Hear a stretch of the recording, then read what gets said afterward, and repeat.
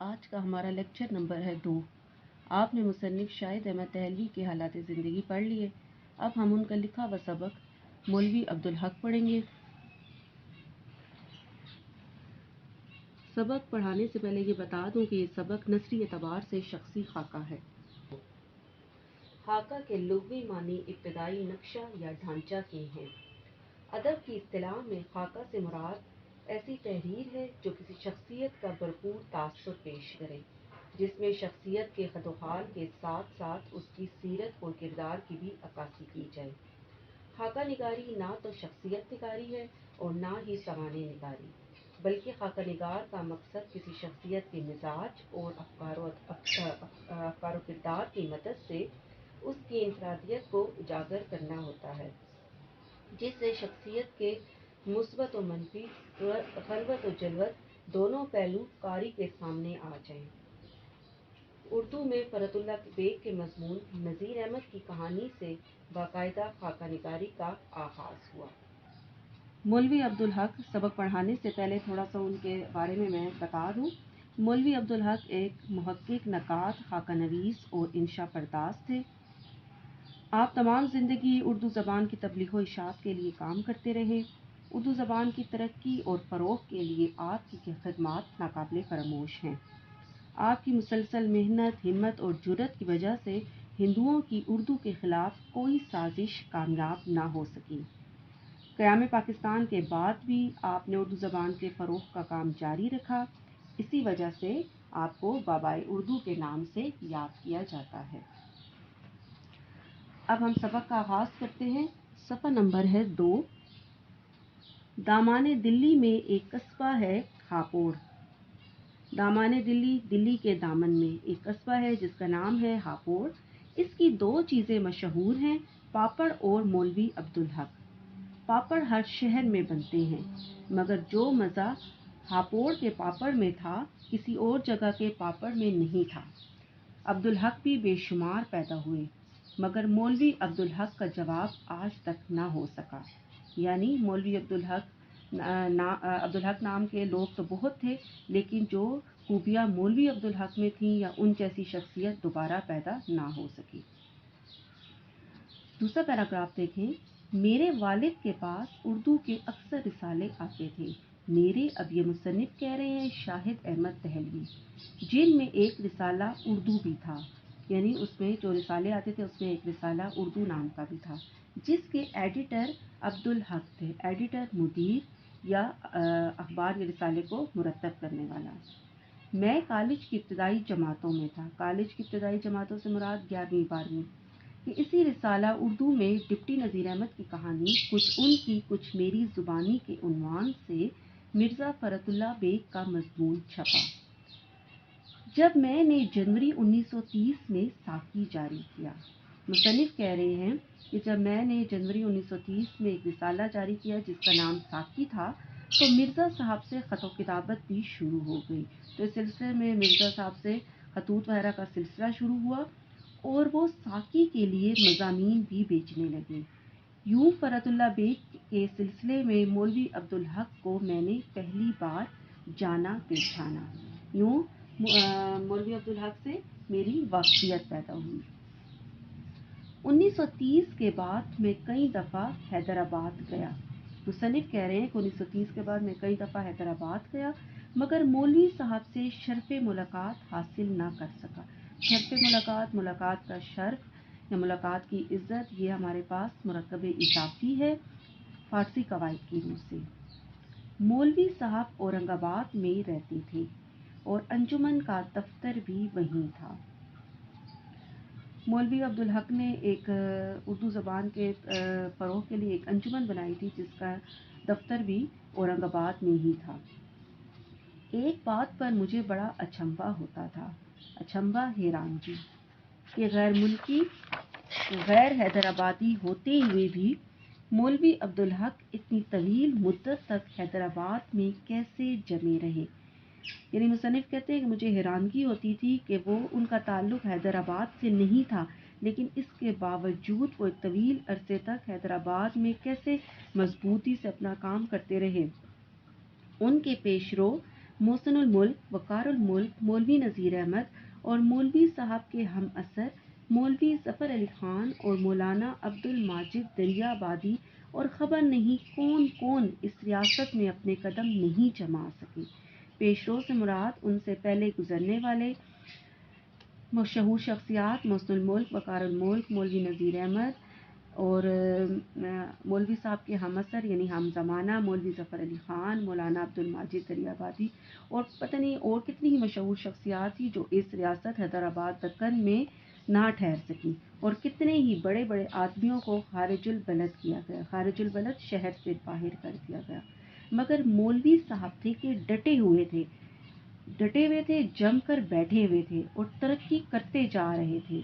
معلوم ہوا کہ مولوی صاحب نے اپنی مدافعت میں وہی ہتھیار استعمال کیے ہیں جو ملکی لوگ حملہ کرنے میں استعمال کرتے ہیں۔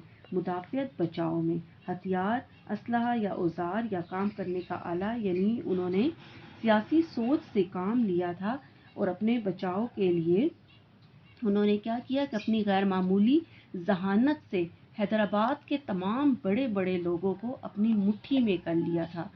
غیر معمولی اپنی بہت زیادہ ذہانت سے حیدرآباد کے بڑے لوگوں کو اپنی مٹھی میں کر لینا محاورہ ہے، یعنی اپنے قابو میں کر لیا تھا۔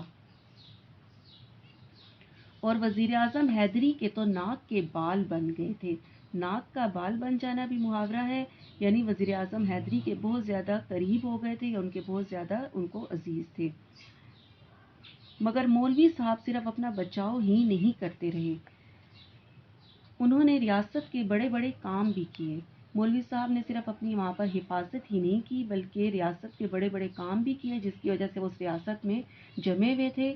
انہوں نے انجمن ترقی اردو کو اتنا فروغ دیا کہ انجمن سارے ہندوستان کے لیے اردو کا مرکز بن گئی۔ انہوں نے اردو کی تبلیغ و اشاعت کے لیے ایک ادارہ بنایا تھا جس کا نام تھا انجمن ترقی اردو۔ اس کو اتنا فروغ دیا کہ اس کو اتنا پھیلایا کہ وہ انجمن جو تھی وہ سارے ہندوستان کے لیے اردو کا ایک مرکز بن گئی تھی۔ یونیورسٹی کا منصوبہ مولوی صاحب ہی نے بنایا تھا۔ مولوی صاحب نے اردو کی ترقی کے لیے ایک یونیورسٹی بنائی تھی جس کا نام تھا عثمانیہ یونیورسٹی۔ جب یہ اردو یونیورسٹی بنی تو اس کے لیے دارالترجمہ قائم کیا۔ دارالترجمہ ترجمہ کا گھر، جہاں پر مختلف یورپی کتابوں کا اردو زبان میں ترجمہ ہوتا تھا، جس میں اعلیٰ قابلیت کے مترجم جمع کیے، مترجم ترجمہ کرنے والے۔ اس دارالترجمہ نے تمام علوم و فنون کو اردو میں منتقل کر دیا۔ علوم و فنون مرکب ادبی ہے اور ثابت کر دیا کہ اردو بھی کامیاب ذریعہ تعلیم بن سکتی ہے، یعنی اس دارالترجمہ نے تمام علوم و فنون کو اردو زبان میں منتقل کیا اور یہ بات ثابت کر دی کہ اردو کے ذریعے بھی بہترین تعلیم دی جا سکتی ہے۔